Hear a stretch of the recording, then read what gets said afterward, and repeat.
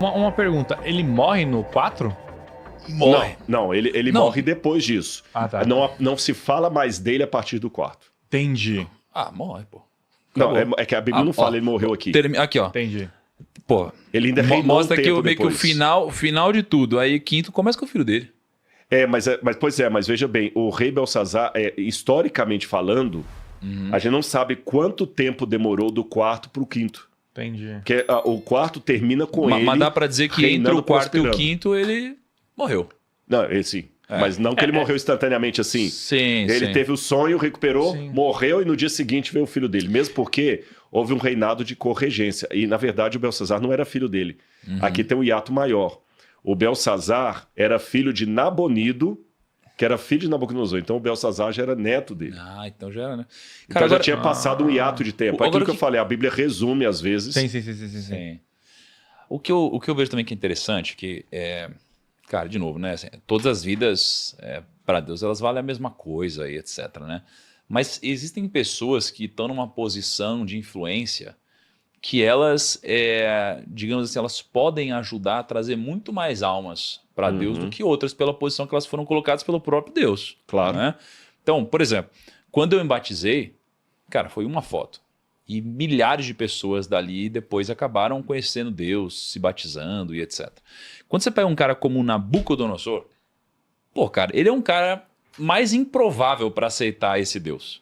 Concorda? Porque ele é um cara que ele vem de uma cultura onde estava estabelecido já, Vários sei lá por poderes. quantas gerações já, como era a religião ali da época. Ele era, e naquela época o rei era quase que um deus ali, né? Então era uma religião, era uma coisa muito forte. Um cara desse, pegar e falar, não, eu acredito nisso, eu abdico disso, eu acredito nisso, isso daqui é muito poderoso, é muito influente. Porque né? um cara a tem mensagem que você tinha tudo, manda... né? Ele tinha Mas tudo. aí vem a pergunta de Deus.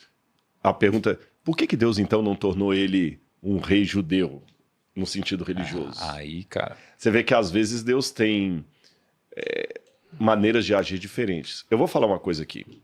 Um assunto polêmico que já me deu treta na internet é a questão do Constantino. Constantino era imperador de Roma e se tornou cristão. Sim. E muita gente quer me bater. Quando tem que falar bobagem? Constantino foi um homem de Deus, tá atacando a igreja católica e tudo mais. Não, mas ele se converteu, ele não era. Pois é, mas só que o Converteu seguinte, depois, né? não pega o que eu tô falando, não. Vai estudar os teólogos do Concílio Vaticano II. Hugo von Balthasar, por exemplo, e outros mais que tem ali. Não é só ele não, porque também teve Não, um problema mas não é lá. estabelecido que ele se converteu um dia antes da guerra.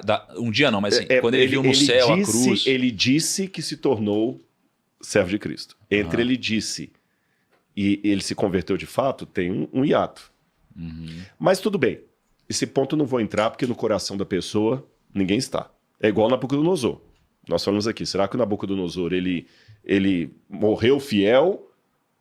A gente só tem o texto bíblico falando que aqui ele aceitou. O que aconteceu nesses últimos anos a gente não sabe. É igual aquela história que você falou daquele cantor famoso lá. Exatamente. Que aceitou no tudo coração dele. Que aceitou no coração dele. Agora vamos pegar os resultados disso. Por que eu tô trazendo o Constantino para cá? Alguém fala, tá querendo... Não, vocês vão entender o porquê. Eu falei do Hugo von Balthasar, mas tem Schillebeck, outros autores católicos que vão nessa mesma linha minha. Aqueles que formaram o Concílio Vaticano II. Uma grande linha de teólogos católicos reconhece que quando Constantino assumiu o poder, isso trouxe alguns ônus ruins para a igreja. De poderio, de política, de ditadura. E esses acreditavam que isso só foi quebrado com o Concílio Vaticano II. Ou seja, o que por um lado pode ser lido por alguns como sendo um grande trunfo do cristianismo, o imperador se tornou cristão, agora a igreja vai ter um poder que ela nunca teve, uma oportunidade que ela nunca teve, um recurso que ela nunca teve. Alguns podem ler nesse sentido, outros podem ler que foi a partir desse momento que a igreja se tornou mais fria, mais politizada, mais materialista. É só você ler o que aconteceu depois de Constantino. Eu lembro do padre Libânio, que escreveu o livro Escatologia Cristã, ele coloca bem claro lá. Com os tempos constantinianos, a igreja trocou as catacumbas pelos palácios. E a parousia, nota de rodapé, à volta de Jesus, deixou de ser um desejo ardente. A igreja começou um processo de desescatologização. O que significa esse palavrão? Perda de referência da volta de Jesus, do fim dos tempos, porque agora o reino é aqui. Aí você tem Santo Agostinho escreve cidade de Deus, cidade dos homens, o amor fundou duas cidades, e começaram a interpretar que o milênio do Apocalipse não era algo a ser ansiado no futuro, já era o poder da igreja aqui. Então, às vezes, eu concordo com você, a conversão, verdadeira ou não, não importa, a adesão, vou trocar a palavra conversão pela palavra adesão. A adesão de alguém muito poderoso para a igreja, a olhos humanos, pode ser algo desejável. Desejável. Nossa, imagina agora se o Elon Musk se tornasse membro da Batista da Lagoinha. Nossa, imagina o Elon Musk, o poder do Elon Musk vindo. Mas isso é o olho humano. Às vezes Deus vai olhar assim, mas ele vai trazer um comodismo nos demais que vai ser perigoso. Deixa ele onde está. Sim. Deixa ele onde está. Então, no final das contas, a matemática de Deus às vezes é diferente da nossa. O que eu tenho que fazer é o seguinte, como eu não sei os mistérios de Deus, é o que eu falo para você.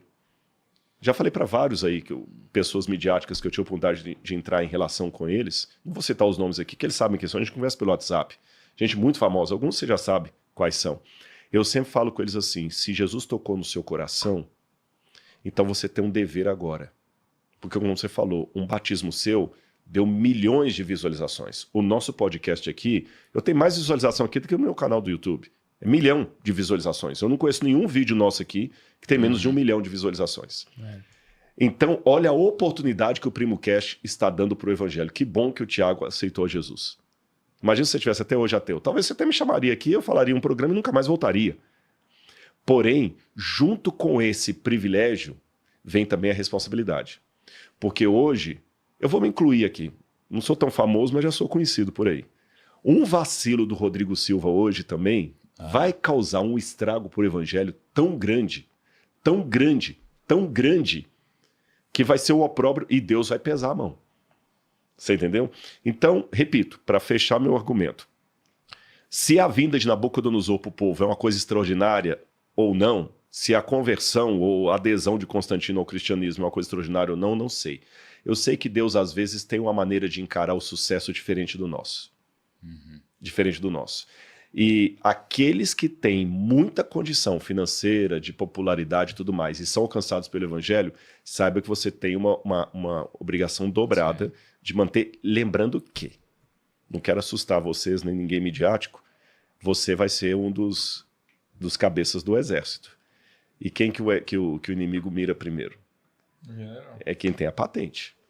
Então a gente tem a obrigação de orar dobrado por nós, por nossas famílias, manter comunhão com Deus, porque o diabo quer acertar aqui. Verdade. Você entendeu? Porque o escândalo também é grande. Ou seja, na esfera que você está, que Deus use você.